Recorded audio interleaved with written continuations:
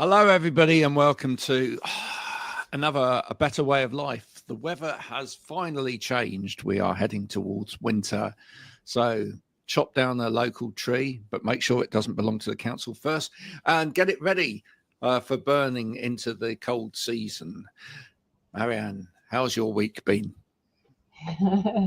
Interesting. Well, half term, although that said, mine are older anyway. Oliver's at that age where he sort of needs somebody around, which I find harder because I end up not really getting much work done, but I don't really do much with them. So I end up sort of faffing for the week, which is probably not much different than normal, really. I made a cake. I made Oliver a RAF cake because he's joined the cadets. Every year I say, I'm not doing this. I'm not doing this again. And every year I go, oh, there's a mum part of me that just wants to do it. And actually it was really lovely because Oliver was proudly telling his friend, he said, she's made all sorts of ones. And if you'd seen me trying to mix the right colour for RAF blue, which was quite funny because there's various shades. But, I thought to myself, I have a go at doing it. It's not perfect, but hey, I'm not charging anybody for it. But I like doing it. I like doing it. Well, so I know for you, fair play to you as well, because you've got kids at home, and I don't think people realise how hard it is. Well, no, I've literally just run out to get mine a cut up apple and some squash because it just feels like awfully like bad parenting. Is it though, Graham? Because I was thinking the other day about the pressure that parents have imposed on them, and I think they impose it on themselves. I've kind of done away with all that now. That when I was younger, I didn't see my parents very much. They literally didn't entertain me. I just did my own thing, and I've probably got that sort of approach with Oliver and Samuel that I say, well, just keep in contact with me. You can have your friends to stay whenever you want. You can stay at their houses. As long as you've got a smile on your face and you're content, then that's good. Yeah. That's what I want, but I don't feel like I've got a helicopter parent. Because do you know what? As I've said this week on my posts, I'll say to him, but I'm really worried I haven't spent much time with you and that maybe I ought to be doing this. And he'll look at me and go, Mum, it's really not that deep. It's not that deep. No. It's not that deep. Talking about deep, during the sort of half-term weekend just previously gone, I went down to Bodmin Jail to seek out a old relative of mine who was hung in Bodmin Jail for the heinous crime of stealing a sheep from his cousin. One sheep. Just to put your life into perspective out there, folks, if you feel like you're having an awful week, this guy stole one sheep, probably hungry. And this is what happened to him. There we go. Look at this. There he is. I don't know whether people can see that, but that's Francis Coath there. There he is. He was hung for one sheep. Yeah. There'd be hardly anybody left in the world if that was now. Yeah. Just imagine if commenting badly on LinkedIn was a crime. No, I'm just thinking that Samuel used to worry about stuff all the time, and he'd be like, "Oh my gosh, am I going to get in real trouble for this?" I'd be like, "No, you're okay." There we go. Yeah, it's been an interesting week again on LinkedIn as well. That we've had some people put some fairly interesting comments and posts up there.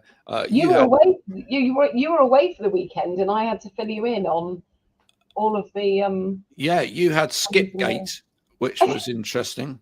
Where you posted a photo of yourself, AI, of course, in a skip, and said that you once spent the night in a skip, which actually I don't find that particularly difficult to imagine. I've done it myself. I've said that as well on there, and I'm sure a lot of other people have as well. It might have been for fun. I think what it threw up, what's the word, was the original post was about people talking about their youth, which always gets people talking. But I think what it was talking about was like Gen X have got more stamina because we used to just stay out like all night, you know. But Yes. the debate then came, but it actually, I would say that it's quite divided on this, is should people talk about their past? And actually I brought someone in that we'd had, her name's just gone from my head now, Hobday, and I've forgotten her name now. She came on to the podcast because I saw that she'd shared, when there was all the Coldplay debacle, she'd shared that actually she had had an affair once, and she owned it and she talked about it. And actually, I think the more we talk about the things that we do that maybe didn't go the way we wanted or that we're not so proud of, it actually gives other people permission to not feel so down on themselves for making a misjudgment, a mistake, because, you know, none of us know, but there seems to be a divide. But I would actually say people that judge people for X, Y, and Z ought to be looking at themselves about why they're judging, rather than thinking about that behaviour. Because I actually didn't say what the skip was like. I'm now going to go into producing lines of ones that are boudoir ones, because apparently women of a certain age think that they might sleep in one of those better than their own beds. And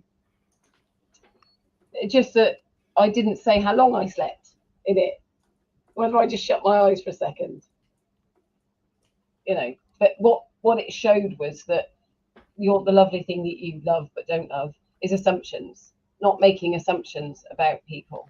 If somebody says this or that, not assuming that that means like a whole load of other things about them.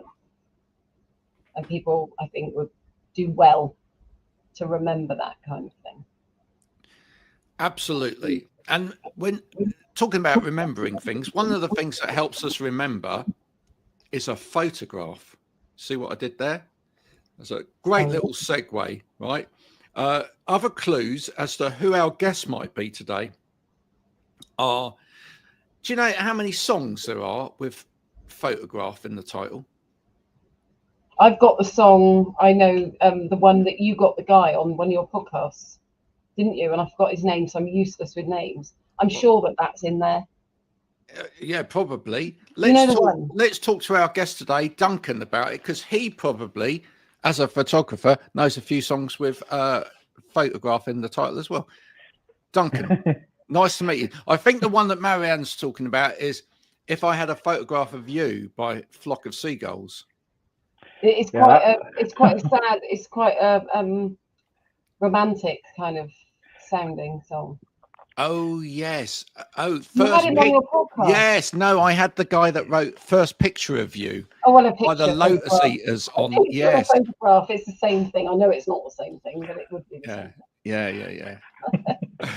The way my mind works. See, I do listen to what you talk about. You really do. You really do. But yeah, I mean, so many songs about photographs. Of course, Photograph was a song by Def Leppard in 1983. Photograph was also a song by Nickelback. Okay. Who, in 2005. Obviously, Ed Sheeran had a song Photograph as well. But going back to 1973, Ringo Starr had a song called Photograph as well. There, little name fact. I wasn't born then. Well, some of us were. He just wasn't born. Duncan, thanks for joining us today. What got you into photography, sir? Thanks for having me. In fact, another song that mentions photographs is Jay Giles' band. Indeed. There you go. Particular favourite of yours, is it? No, it's just one that came to mind as you were talking about it. That's straight off the top of my head. What got me into photography? I have been doing photography for about 40 years. Wow. Not professionally. I was lucky enough that I had some training while I was in the army to do some photography and developing and printing, which, yeah, was interesting. Most of it was black and white. And I carried on doing it for myself and slowly kept up with what was going on in the technology world as far as photography was going. And then I got made redundant April last year, and decided I didn't want to work for anybody else anymore. So I decided to follow what I enjoy doing. That's great. Can we ask what you were doing, Duncan? Right. I have done many things. I have done many things. I have been an electrician when I was in the military. Mm-hmm. I've worked in IT, one for a rather large .com business. I've worked for the ambulance service in London on the front line. Wow. I've also been a volunteer firefighter. Wow. And for 12 years, I was working as a fire alarm engineer. Right. So all totally different things. Yeah, yeah. As often people's CVs are. I do wonder, just to stop you for 2 seconds, I do wonder whether that will be the case in the future or not. I don't think so. I don't think so. What? That people have such a random sort of CV, Well, you know. In all honesty, somebody last night, I was talking to them and I said, what do they do or something? Or they said, and I don't even know what you're talking about. I wanted to say, can you just tell me in English what that actually means that you do? Because they wrote this long bit and I thought, I still don't know what you do. Like you've been able to very, not neatly, but talk about it. And although you say that it's quite random, actually they all segue in different ways. Of course they do. The fire service bit massively, having worked with the fire service, I see loads of things that people do coming off the back of being in the fire service. They do all fit together. I mean, like the IT stuff fits together with the fire, you know, fire alarm stuff, and the fact that you came out the fire service, you knew the benefits of having a fire alarm and whatever, and you could talk to people about that, and you know, so they all do kind of come together. But I think that young people like follow a career path these days. I don't think we had a career path back in the day. It was just like you got a job and then you well, really? I didn't. I just thought, well, like, no. I think it depends. A career path. I think, you know, we did these jigsaw things, which I put on the internet, but nobody seemed to do them. Maybe only my school did. You had to tick all these things that you liked, and it would say what you were going to do. So I think what happened was it would be seen that that's where you would go. And I think if you're going to go to uni, it was like you would be that. So it wasn't a career path. It was a profession. You were like stamped almost with a profession. Yeah. Yeah, but how many of us actually stuck with that? Yeah, exactly. Well, no, I think what I saw was that people that went to uni, they did their job, and then they did their degree and then got a job, and then got bored. Once they got into their 30s, maybe they were bored of it. Whereas actually, other people like me, probably like you, Graham, have had more colourful history that actually will mean that I don't think I'll ever be settled with what I'm doing. And actually, those people that did their stuff early almost sort of outgrew what they did. You're going to love this because I'm going to hold this and put this there because I can bring that back round to why people should be in their careers now, should be doing training, right? Yeah. Because you should really, what you should be doing is you shouldn't be going to you shouldn't be just going to university, right? Because what we were taught back in the day we were, and I don't know about you, Duncan, as well, is that you either went to university or you went into the army or you went into a job. Yeah. Right. It was one of those three, right? and then that would set you up for life, right? And then life would happen after that. That's what people believed. And the thing is, what we weren't taught, or what we should have been taught, is actually lifelong learning. We should have been taught that actually every day is a school day, and actually even when we get into doing something, we don't actually know the stuff that we need for doing that thing. So we should be learning how to do it properly as we go along, and we should be continually going back to learning. But how many people are out there that were like, well, my age, who literally, went to school, went to university, got the degree, got into a career, and thought, that's it. That's it now. I'm going to sit here. I'm going to get promoted, right? And all the way along, I'm just going to fluff it all the way along. That happens all the time. Yeah, until I get found out that I don't actually know anything. And then by which time they're probably managing so many people that nobody actually questions them. I hear this so often with people. I've seen it so much, and they're threatened. I think it's absolutely that being threatened. But so the way I look at it is go and learn, so that you know it. Let's get back to the photograph thing for a minute, because I love a good photograph. What kind of photographs do you love taking, Duncan? Right, I love taking photographs of nature, but I've actually gone back to an area that I've been involved in for 50 years. I've been doing first aid for 50 years and still doing it. That makes me old, doesn't it? Don't worry about it, mate. It makes it all old. So what I do is I now do brand photography for first aid trainers, private ambulance providers, medical suppliers, search and rescue organisations, and people involved in the medical and rescue side. It's quite a niche market. Yeah. But there are a lot of people out there in those industries, and far more than most people realise. Yeah.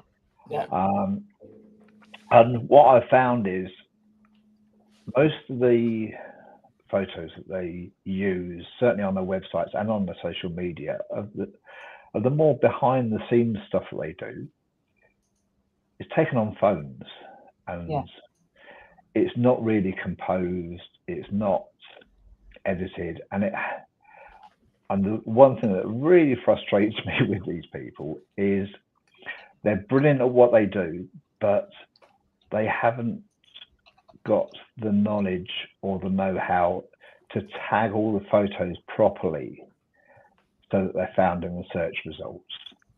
Oh wow, so you get involved in that side of it all? I do. Part of what I do is when I'm editing, I provide all the metadata for each of the images so that they can be found in the search results. And that includes AI searching as well, which is, it's a bit lengthy, but to my mind, it's worth it. And if, I could give them 150 photos, I shoot one day, it takes me half a day to edit 150 photos and then send them out. But I'd rather spend close on a week making sure that all the information's on the images as well, so they're far more useful. What I find really interesting about that, and since doing things with Graham, and I've learned so much from him, that I then, obviously being the teacher that I am, then when I'm talking to other people, is realizing that the marketing that people do isn't just the photo, it isn't just the photograph, it's not just the content. So people say to me, you spend a long time on LinkedIn, don't you? And I said, well, yes, because it's all part of. There's no point, as well as I do, as well as Graham does, you can have the best bit of content. Sorry, there's a dog barking next door. You can have the best bit of content out there, But if you don't do all of the other stuff around it, so making sure that the photograph is good. So, you know, I know that today I put a photograph out of the skip one it's eye-catching, right? And so I got some comments about how maybe I could have just ignored what happened. And I thought, well, no, because I'm going to jump on that, use the photograph, use the wording, think about things that other people are talking about. So it's really interesting for me to hear that, and also having worked in the care sector and with a lot of people that do first aid, is that I think people need to move on now to see that when you're offering a service like you are, you've been savvy enough to see that it's not just about the photograph. Yeah. The one thing that frustrates me with LinkedIn is it strips out all the metadata from the images. So all that information that's put in there, Facebook isn't too bad, Instagram's not too bad, but LinkedIn, it strips out all the title and all the background information for searching. Yep. Can you explain that to me, because I don't understand what all that means? Sorry. Right. So with an image, what you get in the metadata is you get a title, you'll have a location, you'll have a date, you have copyright information, but there are also keywords within the information in the image. Okay. So if, for example, one of my images shows somebody doing CPR on a dummy, and that image, there are 30 keywords in there to make. So if somebody puts in, say, CPR, there's a good chance that is going to be one of the images that's brought up in the search. LinkedIn, when you upload photos to it, actually strips that information out. Yep. Oh. Yep. Little known fact, that, Duncan. I didn't know that. Absolutely right. I mean, probably the best way that you can understand the metadata thing, Marianne, is if you go, it's not perfect, but if you go and have a look on Wikipedia and you go and have a look at an image on Wikipedia, there's a box appears with like the common license bit and all of the metadata. Yeah. For that image, right? So it gives you that, it shows you that on the page on Wikipedia. And that. So is this where the tagging comes in? Is this so when you tag, when you do the hashtag? It's data that's been inputted behind the image so that actually it helps search engines find. So LinkedIn takes them out. So the more that you put takes in, it all out. Yeah, so you've got to really put the ones that. And how about how many hashtags you should put in there? Sorry, I'm getting a training session. There's no hashtags in the image metadata. It's keywords and key phrases. The ideal is that there should be about 10 to 15 for each image, sometimes up to 20.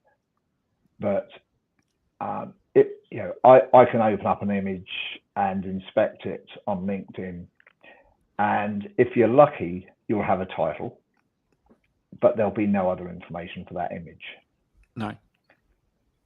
Whereas on a website, that image is sitting there in the background, which allows the search engines, the AI search engines, so Google, Notion, ChatGPT, anything like that. Those words are this there. This is just like blowing my mind a little bit. It's also why a lot of people that do, that really go for the inclusion side of things, it's why they insist on, even though I personally think it looks awful, right? Why they insist on LinkedIn creating not when you upload an image, you can put alt text in, right? Yeah. There is an alt text box that you can fill that in with alt text, but alt text is different from an image description, right? And it's why a lot of people will on a post put like image description right at the bottom of the post with like a whole image description and then add in the metadata as well. But then you get penalized for that. So exactly.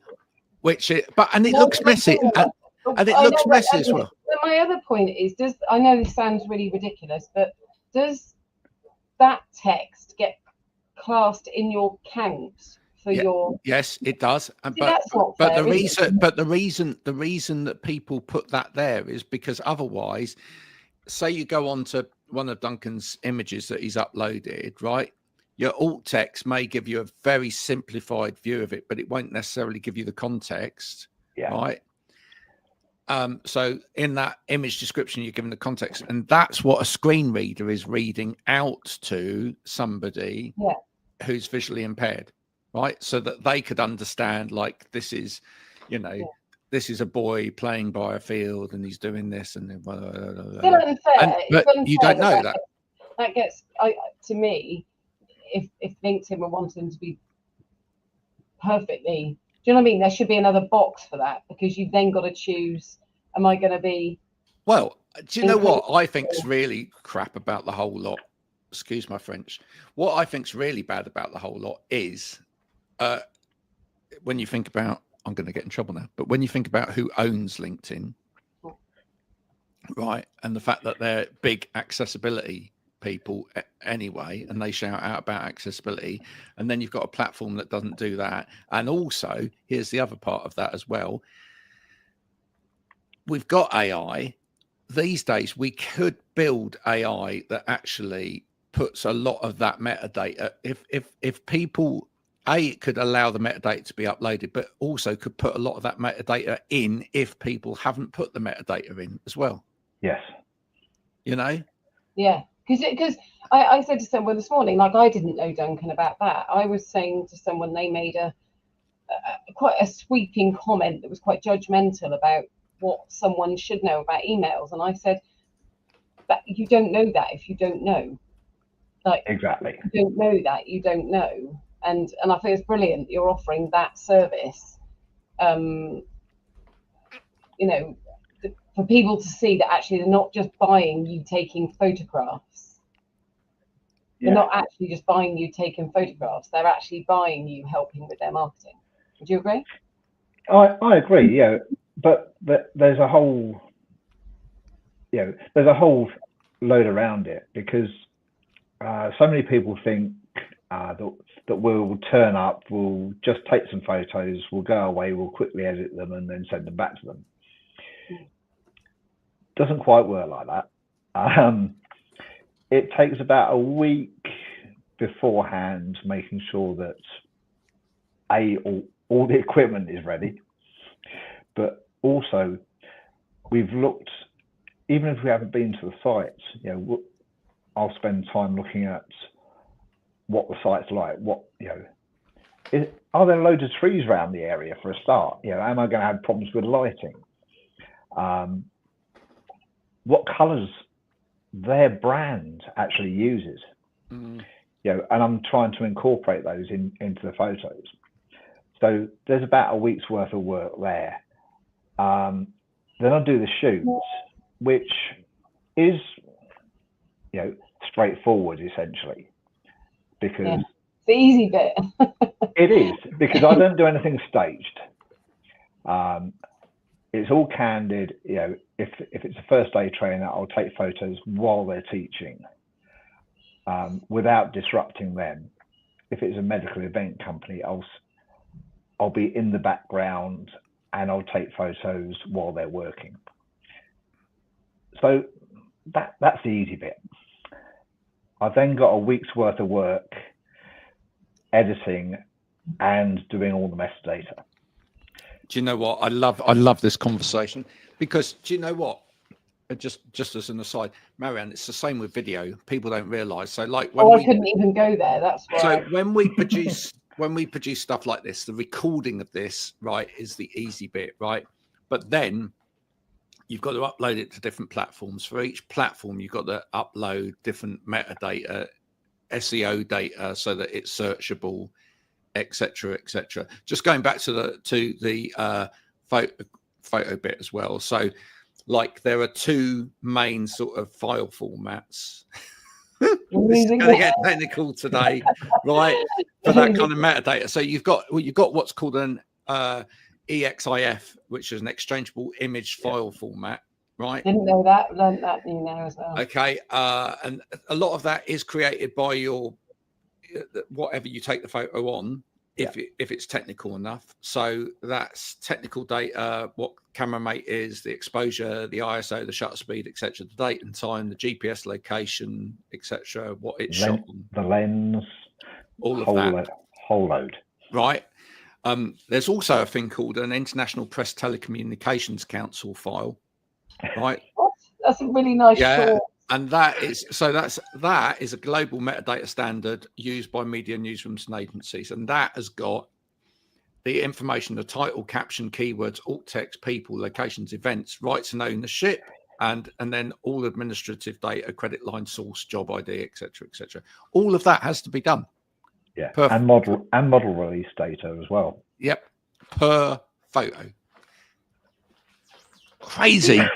Do you think, I'm just wondering, and it does come into all of this, is that we just had a conversation with somebody just earlier who's going to be coming on the podcast, and it was about e-learning, and that, you know, this company does it particularly well.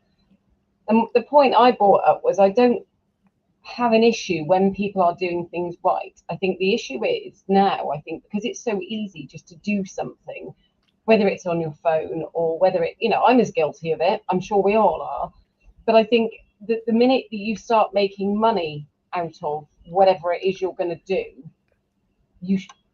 I don't use this, I am going to use this word, should, because it is a right use of the word, that you should be doing it properly. If you're charging professional rates for something, but I also think that when people are buying, they need to really be thinking about what it is they're buying and why they're buying it. I absolutely get people have got different budgets. So Graham and I have started the community, and it wasn't really a way of selling it then, but the reason we've done that is because there are other people that have got networks and they're doing that because it's their income. Yeah, that is what it is. I think some of them are very highly priced, but that's another thing. But also what we've seen is there are people that absolutely have got respect, you know, that they want to do what they're doing right, they want to get out there, but they just don't have the money behind them to be able to afford someone to do the thing. So whether it is writing a website or compiling a website, whatever you do with the website, designing, whatever it might be, that when you're first starting out, for whatever reason, because, you know, COVID screwed me over completely and I lost everything. So I didn't have that nice bit of income, money sat there that other people had. But those people still want to get out there doing something really well. And I think it's brilliant when people that truly love what they do, and I can see you do, and I spoke to you last night, that those people aren't going to be then saying, well, the only way you can have any access to me is if you pay me however much, which isn't in their price range. And then you kind of get mocked, well, you're not willing to pay. Well, I wrote about this, didn't I, on LinkedIn yesterday? I wrote a post. There must be a day for it then, so I think I did too. Yeah, I wrote a thing called a piece that was called "Oh No, Not the Worth Shutdown Again." When a business does so much for free that it doesn't actually make any money, and oh look, it's now gone, right? And the reason I wrote that was because I literally came off. I went along to support a mate's hour-long webinar thing that he did on AI, and during this piece that he did on AI, which was really quite informative, there were things that could be better about it, but that's for another day. One of the people that was there said, "Oh, now I've been offered during the week. I've been offered someone to look at my AI for me and whatever." I was thinking, can you not see that you're on a call here with somebody who clearly knows their stuff, who would be able to help you with that? And you're saying to them, whilst you're on this free thing, I've been offered. Now, he said, quite rightly, he said, are they charging you for that? And they said, no, they're not. And he said, okay, go ahead, take it. Right. That's brilliant. Right. Yeah. And he said, I don't. And then he said, I don't think that anyone should charge for this stuff. And I was like, whoa. Right. I threw my hat into the ring and went, no, right? I said, whilst it's okay to do bits and pieces for free, right? Where do we stop with that? Yeah. Right? Yeah. Where's the respect? Yeah. Where is the respect? Because it's neither respect for yourself or for the other person when you keep going like, well, what else can I get for free? What else can I get for free? But also, don't you think there isn't the respect for the thing, like whatever it is you do. So Duncan, you've said like what you do, and this is the stuff I think that needs to be seen on LinkedIn. It's great, you know, the salesy stuff or whatever, but it's almost like you know, and I'd love to see you talking about that, because I don't know what I don't know. And so if I were to be buying from somebody, what I want them to do is educate me as to why it would be a really good idea that I use them, so that I know where I'm going to put my finances. Yeah. Because I think all too often what happens is people go, oh, I mean, I see it on posts, on sales posts. They're talking about what they do. I come at it from a very different thing. And again, I talked about this with Graham earlier, is that when people stand there standing in judgment of, oh my gosh, people have used this, they didn't do that. As someone like me, I'm going to think, well, I don't want to use them then, because they're going to laugh at me.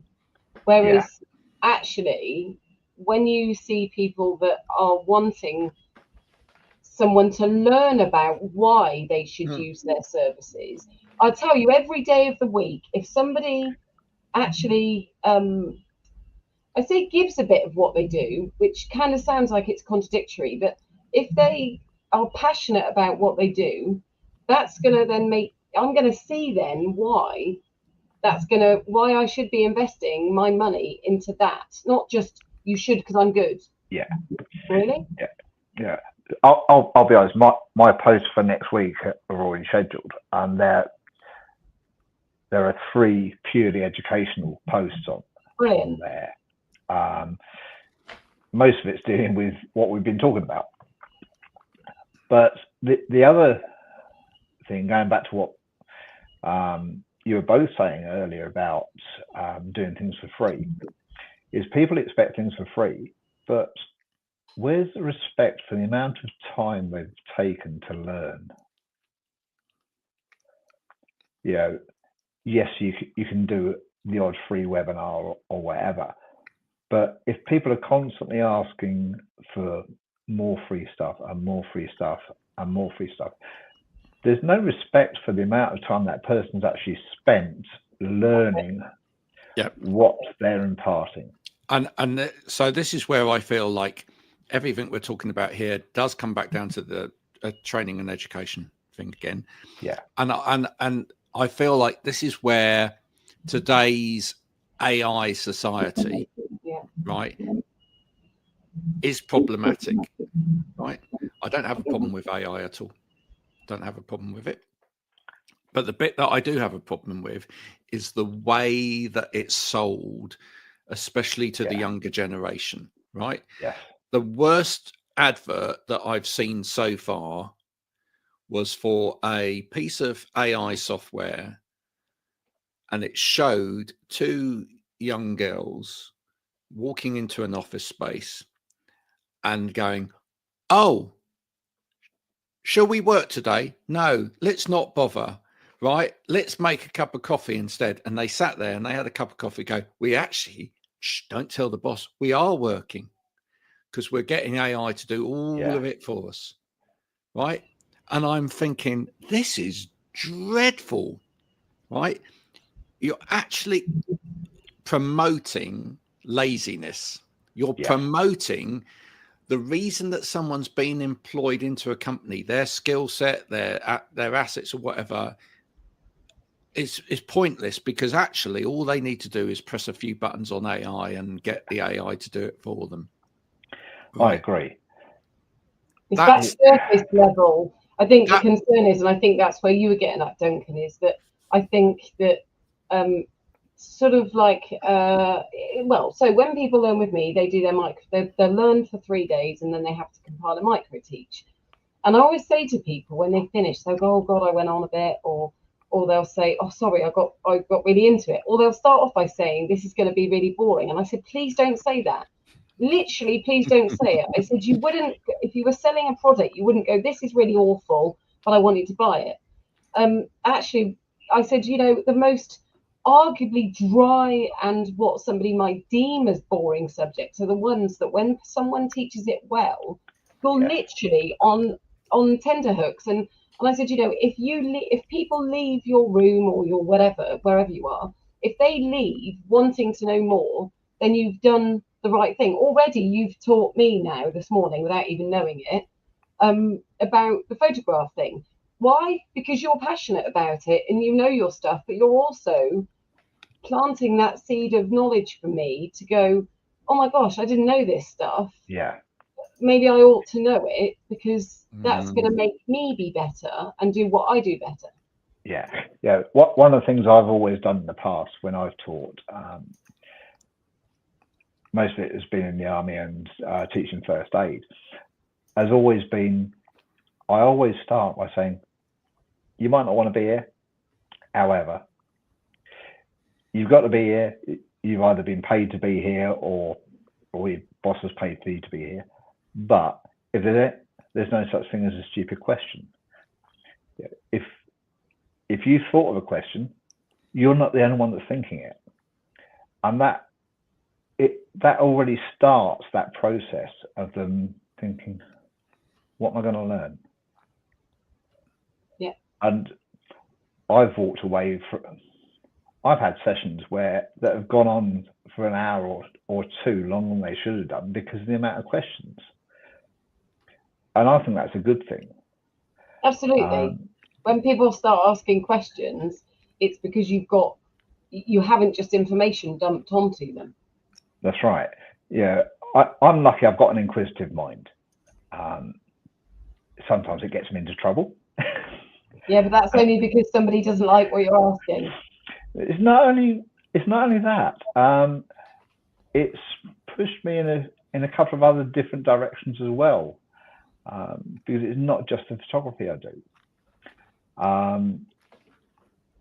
I'm involved in a project for Thailand. Oh yes, this is very interesting. I was hearing about.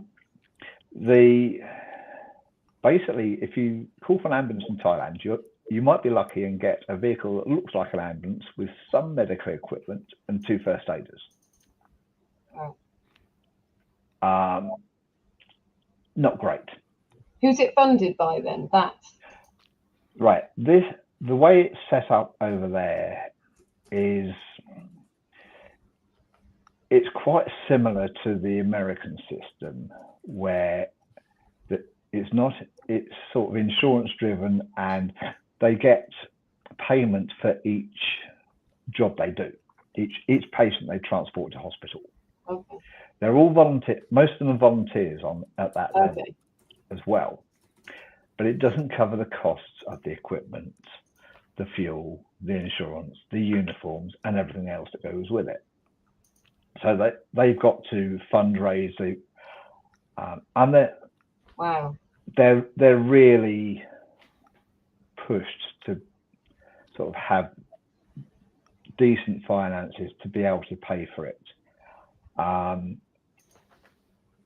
But myself and another guy, we've been working on this for 6 years, and we are looking at a region in central Thailand to upskill the volunteers to bring them up to Western standards.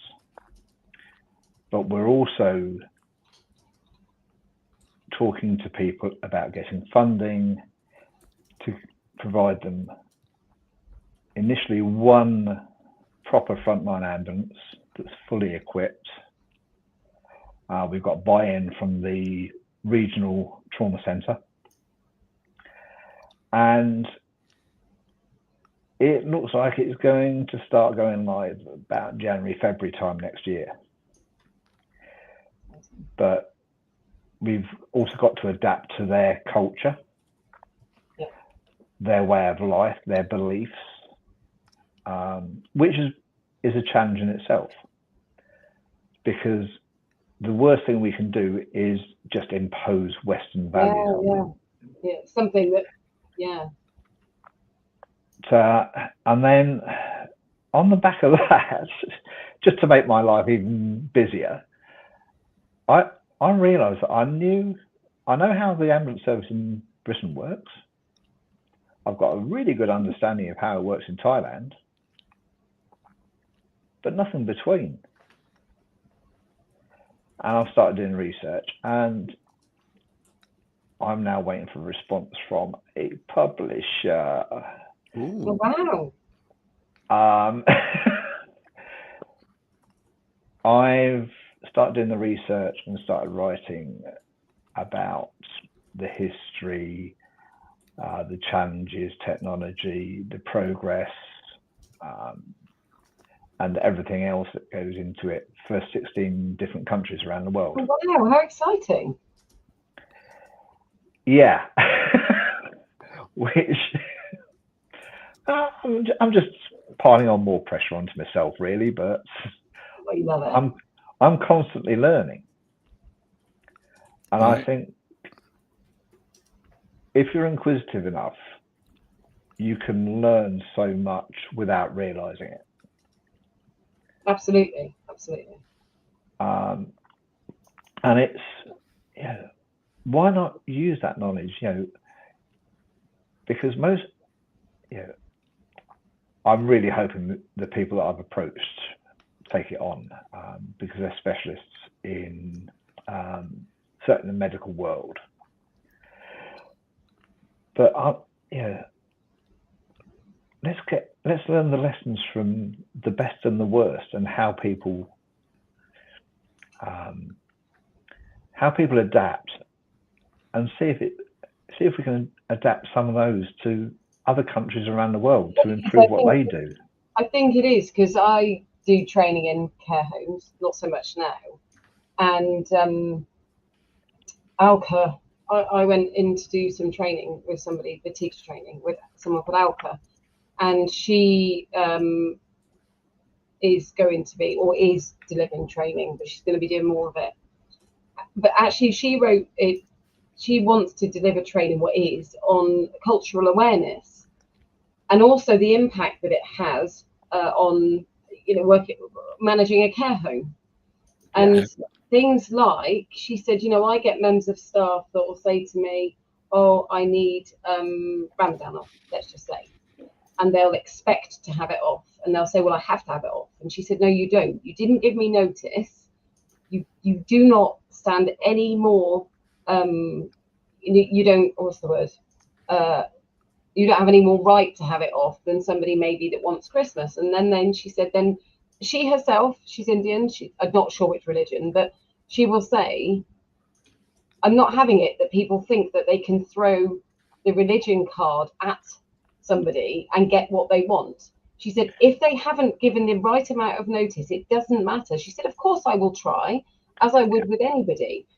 But it showed a really interesting side of it, that, you know, running a care home, how do you manage it when you've got clients that only want to be looked after by somebody that's male, or somebody that's female, or somebody that's not this or that, and that they are real stuff that goes on in there. Even I was teaching at the dental hospital in Birmingham, and hearing then, because it's a private dental hospital, they get a lot of overseas students, and one of the things that came up was dealing with body odor and things like that, and really thinking how to deal with it sensitively, that in this country it would be dressing in a certain way, or certain personal hygiene standards would be a given, kind of.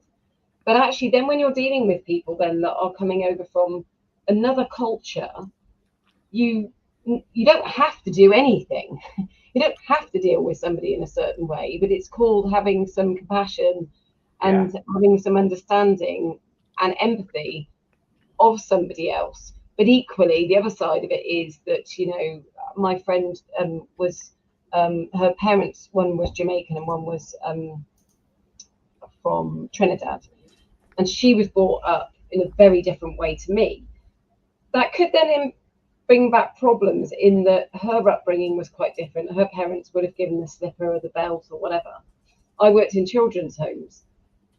We have to look at that kind of thing, don't we, to see that when somebody does something or says something, they're doing it from the place that is what they know. And so, as you're saying, like with the ambulance service, you know, when you first started speaking, I thought, oh my gosh. But then I thought, well, hang on a minute, is that not a place of privilege that we have got the NHS, albeit on its knees? Yeah. I've got friends in America, and I now say to them, can you tell me what happens? My friend's husband, he's got an aid dog because he's got epilepsy because he was attacked. Yeah. And then I said, hang on a minute, who funds that? I said, because somebody on my course once had an aid dog. They were in the military. And I said, a charity pays for that dog to be trained, and then he has it. He said, sometimes the insurance company said, but our insurance company said that they will only fund visual, if somebody's a sight dog. And we just sort of take for granted. And I think that what an amazing resource for us also to really realise we're quite fortunate. We are, yeah. I'm looking at some of the countries I'm looking at. They've got some real challenges. Places like Kenya. Think about all this. And Thailand and Vietnam. But Thailand, they're short of nearly 22,000 paramedics. You think about that. They're only training about 220, 250 a year. Wow. But the level of training out there for the paramedics means they can't go anywhere else in the world and work. Yep. Because of the cultural way of teaching out there. Yeah, and like you say, it's something that's really not talked about. People talk a lot about this stuff, but I don't think they actually talk about the impact, what that actually then means. That, like you say, that then does mean that they're learning in the way that's right for their culture. So we could stand there and say it's wrong. Well, who's wrong is wrong and who's right is right. It depends. Exactly. Where you're sat with it. What an interesting subject. Well, it is right for their culture, but I suppose, I mean, it also does translate over into standards, doesn't it? Right. It does. And every country, every culture has a different standard, and then you've got to work towards a standard. I mean, we're finding this over here in the UK at the moment with, trying to find people to come into dentistry, for example. And I know about that from my wife's job, and we're getting a lot of people from overseas coming over to work within our UK dental sector, but most of them, if they're qualified as a dentist wherever they are, will not be qualified to be a dentist in the UK. So they have to start again. They have to start either at nurse level or therapist level, and they have to sit their exams, and they have to work their way into that. And it's hard.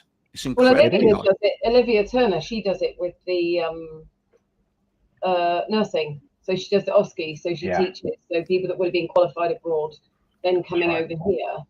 And I think it's brilliant because there are many qualities and there'll be a lot of things that are transferable, but it's making sure that those get transferred. So not necessarily having to start from scratch, but actually saying, okay, well, we're at this level, but this is the standard we work with here. And I think the other side of it that we often forget, you didn't hint at it, you said it. It's about having respect. I know that Nicola, what's her name now? She has worked a lot in the learning and development in the NHS and for the what they called Royal College of Nursing. That's it. Yeah. Really working on the standards of education in the NHS because it wasn't there. She worked really hard at bringing that in. She's now looking to, and also is working with in other countries to educate them on the standards we have, because as you said, you can't just run roughshod over. They're saying, well, we do it this way and our way's right. That's right. So just take it on board. It's about actually being respectful to introduce those changes, because also the people that work in those sectors, you're coming in and speaking in a completely different way, like a completely different way. But there's another way of looking at what I'm aiming to bring out in this book is we've got people coming to us from so many different cultures. Do we need to look at the way we treat them and the way we deal with them in the medical world? Yes. You know, a classic one, and I don't know the answers to this one at the moment, is if there's a Muslim woman who is devoutly Muslim, wears the burqa, and she has a cardiac arrest, where do men stand? Not doing CPR, because that can be done without exposing anything. But when it comes to defibrillation, yeah, you know, where do we stand in their culture, and how is it viewed? Yeah, I think with that one, it's a conversation, isn't it? Well, yeah, but it's a conversation you can't have at that moment with the person, isn't it? That's right. I think it is that. I think the actual answer, although there's not an actual answer, because it also depends on that person's how far they go with the religion as well. Is their views and their views and interpretations, and their family's views and interpretations. But I think it is that the faith respects the need. From what people have said to me, but this came up in first aid training I delivered once. The whole how would you know at that moment whether, I think it was to do with bleeding, or maybe it was something to do with bleeding. I can't remember what it was. It may have been to do with face coverings, and that you'd be covered in terms of like that you hadn't done wrong. And that your justification for it would be that you were doing what would be deemed as reasonable. Yeah. But you're right, it does pose problems though, doesn't it? Massive problems. Yeah, these are things that, you know, because I'll be speaking to people in these countries, I'll be able to get the views, the general view from that religion and from that ethnic background as to what their views are. Yeah. You know, and is it going to change how I think we should treat people? And is it going to change the views of other people? Yeah. No, it's really interesting. I mean, ultimately, there will be a legal right or wrong in terms of what you can do and what you can't do within every country, etc. But that doesn't mean to say that we shouldn't have those conversations with different cultures and with different people, and try and understand. And in that conversation, it means that they may understand the action better as well. Yes. Right? Even if it just means that there's more understanding on both sides, that there's a compromise, or that something is being compromised, and you know, maybe there needs to be a difference in follow-up support or whatever. You know, I think that's the case. But I find it a really interesting. Really interesting. Yeah, you can look at one small subject and. Well, you've just blown my mind now, and now I'm going to go on the internet and start looking at. Listen, Duncan, you've blown our minds several times today. so thank you. And this is what this podcast is really all about as well. There's so many kind of like, you know, glamorous, you know, very shouty people on LinkedIn with and some of them with no real substance whatsoever. But it's great to get real people on talking about real stuff that's really going on, and you know, get into some of these deeper conversations. If folks, you've been listening to this today and you want to now connect with Duncan and have more of a conversation with him, please do. And if you are in the sort of medical world or whatever, and you could do with his services, then please pay him some money. That would be marvelous, because it's what keeps the wheels on the bus going round and round. And I can think of the apples in the cart. It's all of what that. Keeps the dog fed. It's what keeps the wolf from the door. Not that there's many wolves in Chard, but or probably where Duncan lives either. But no, thank you for coming on and doing that today. I look. I sometimes feel like we have to balance things out. I mean, we put a lot of fun stuff on LinkedIn as well. We put a lot of fun stuff out there. We do have photos of Marianne in a skip, even a fluffy pink one like we have today. But we try and balance it out with some proper, decent conversation. And, that's what's why we do this. It's why we do this. And people say, what income does it generate you? It's not all about income. It's not all about income. It's about actually doing something proper for once. It's about visibility and education. Absolutely. It doesn't hurt though if people buy something occasionally. So just before we go, one last little advert. If you'd like to join the Better Way of Life community, it's all there for the taking. If you go for the £50 a month tier, then it does mean that you get to spend time with me and Marianne, working on your business and what it is that you need in order to succeed. And we won't give you a tick box course or anything like that. We will actually sit down with you and work on whatever it is that you really need working on within your business. We will be back next week with more of the same. We've got the next 2 guests already lined up. Wow, look at us go. Organised or something. Proper organised for once. Normally we're a shower show, but not lately. We're really getting organised. We'll be back soon. Hope you've enjoyed this. Until then, from Duncan and Marianne and myself. And Lottie. Oh, and Lottie. Bye, Lottie. Bye. Thank